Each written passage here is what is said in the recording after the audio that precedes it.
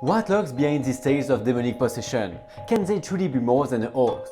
The eerie halls of France hold countless secrets and hidden horrors, and only those brave enough to step into the dark will ever know the truth. Dare you uncover such mysteries? Will you be brave enough to reveal the age-old devils that have lied in wait for centuries? Don't be fooled, these aren't your typical exorcisms. Prepare for retrieving thrills as we embark on a journey to uncover mysteries of forgotten possessions. Will you survive the shock of these supernatural stories? Find out now!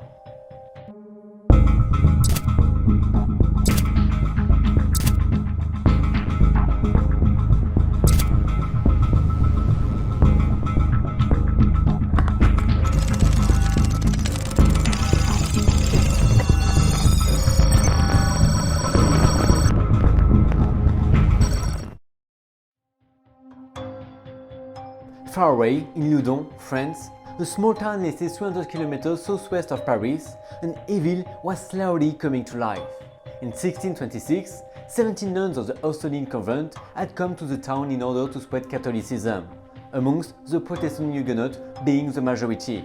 One of those, Ursuline, was Jeanne des Anges, a small and disabled woman from Poitou, noble family. Jeanne suffered as a child from an illness that left her bent and small in stature. Despite her physical ailment, she was elected superior at a young age of 27. It was during her time in Loudun that Jeanne's destiny became entwined with Urbain Grandier, a young priest in his late 20s with a daring charm and incredible oratory skills that earned him quite the following with female admirers. Seizing his opportunities, Grandier soon found himself having an affair with a young woman, Madeleine de Brou. To make matters worse, he even convinced her to wed him in a secret ceremony, playing the role of both priest and groom.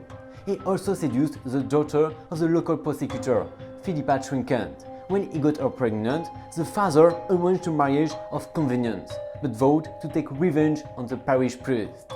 He and other townspeople, who also had a grudge against their priest, accused him of immoral behavior before the episcopal court. Grandier was arrested and tried, but he had influential supporters, and after being acquitted, he returned triumphantly to Loudun. Although Grandier was acquitted from his wild and immoral ways, many powerful people still thirsted for revenge. This time, it seemed as if no one could save him from the terror coming his way. At first, the Ursuline convent seemed like an oasis of tranquility. But when the eerie halls of rattling chains began to echo through its walls at night, fear began to creep in. Mysterious apparitions would enter through the windows, and an ominous black hole zigzagged through the refectory, with a shadowy figure riding on top. Nun after nun experienced the same mortifying tremors. Suddenly, communion was being rejected. Jeanne was heavily infatuated with Urbain Grandier, so she found the perfect solution when she appointed him as her confessor. But when Canon Mignon, one of Grandier's fiercest adversaries, assumed the role instead, they knew something far darker was about to unfold. In a cruel game of chess, Mignon expected to wield the force of evil that was lurking within the convent to his advantage. He invited a priest to join them, who both knew that the nuns were possessed by the devil and needed urgent exorcism. Persecuted and confused, the nuns submitted to fear and helplessness in the face of this incredible power. During one of the sessions, Jeanne exhibited unbearable behavior. She thrashed around, screamed like a piglet, and her teeth shattered so hard they could be heard from outside the chapel walls. In a desperate attempt to save her, Mignon performed an exorcism and incantation by putting his index finger and thumb into her mouth. 6 demons, each with their own name, were then expelled from Jeanne's body. As the exorcisms continued, Jeanne revealed that Grandier had bewitched the nuns by sending a bouquet of roses, with a packed and devilish instructions.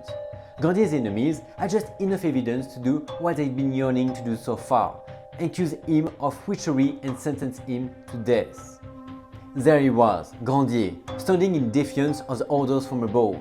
He was on a collision course with a force neither he nor the people of Loudun could imagine, which brought with it an accusation of dark magic. Grandier had thought himself safe when the Archbishop of Bordeaux protected him, but an ominous figure arrived in the city, Jean de Laubardemont, a judge sent by Richelieu with a single mission to demolish and bring the authority of the monarchy to Loudun.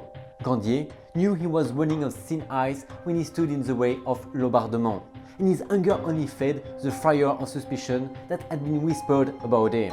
Lord Bourbon dutifully collected information and fled to Paris to report to Richelieu, an event that would prove fateful for Grandier.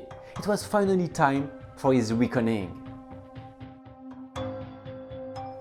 The dark intentions of the Cardinal, simmering ever since an old case, had come to fruition when King Louis XIII had granted him permissions to reopen it. Father Grandier now stood at the crux of the unjust actions of one man's grievance. As the nuns' exorcisms began anew, the search intensified for physical evidence of the devil's involvement. In some cases, the devil's physical contact with witches left unique telltale marks, areas on the body that were supposedly totally numb to pain. When the devious interrogators forced Jeanne to name Grandier as a man with such marks, an unsightly scene unfolded at the jail. With a brutal method, a surgeon was brought in to probe Grandier's back, buttocks and testicle with a sharp stiletto, searching for insensitive areas. The precious cries of pain could be heard from the street. When the tribunal of 12 judges, headed by Laubardemont, convened in July 1634, no mercy was granted and Grandier's dying lord fell on deaf ears. After a swift 3 hearings, the verdict was pronounced: death by burning. On a fateful, dark summer day in 1634, Grandier found himself standing in the deserted courthouse of London, France, desperately pleading his innocence. He proclaimed, "I solemnly declare that I have never been a sorcerer, nor have I committed any sacrilege, nor have I known any other magic than that of the Bible." But his inquisitors would not be swayed. They would have his confession no matter the cost. So began the grim sequence of tortures, as Grandier's limbs were twisted and distorted beyond recognition. No matter the anguish they inflicted, he stoically refused to yield. He was then dressed in garments soaked with sulfur and taken to the town's marketplace, where an unruly mob roared for his demise. Bound to a post and presented with horrific ultimatum, he must confess or be slowly strangled to death. But his courageous face remained unshaken, and so was his body, by the flames as he perished in that moment.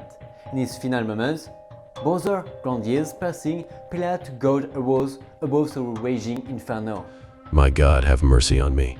God, forgive them, Lord, forgive my enemies." The death of the alleged sorcerer did nothing to stop the mysterious possessions that plagued the Ursuline convent of the Loudun. Crowds continued to flock to witness the incredible exorcism sessions held there, where Jeanne was the star of the show. In 1635, terrifying accounts of Jeanne's experiences with the demonic spirit Balaam emerged. According to Jeanne, he had left behind an indelible mark of the names Jesus, Mary, Joseph, and Francis de Sales, written on her left hand. Soon after she took ill and appeared near death, until she reported a miraculous recovery courtesy of the oil of Saint Joseph pouring over her and soaking into her shirt. The hype surrounding Jeanne's encounters with the spirit world only grew, and she thus embarked on a tour of Paris with stops for audiences with Richelieu and Queen Anne of Austria. In 1642, Jeanne wrote her autobiography, detailing much of her experiences from 1633 to 1642, when she died from hemiplegia in 1665. She was celebrated as a beatified saint and viewed as a hero by the people of France. Thanks for watching, and see you in the next coming days to live an experience about another supernatural experience, about exorcism. We'll see the truth about the case of Martha Brossier. Bye bye.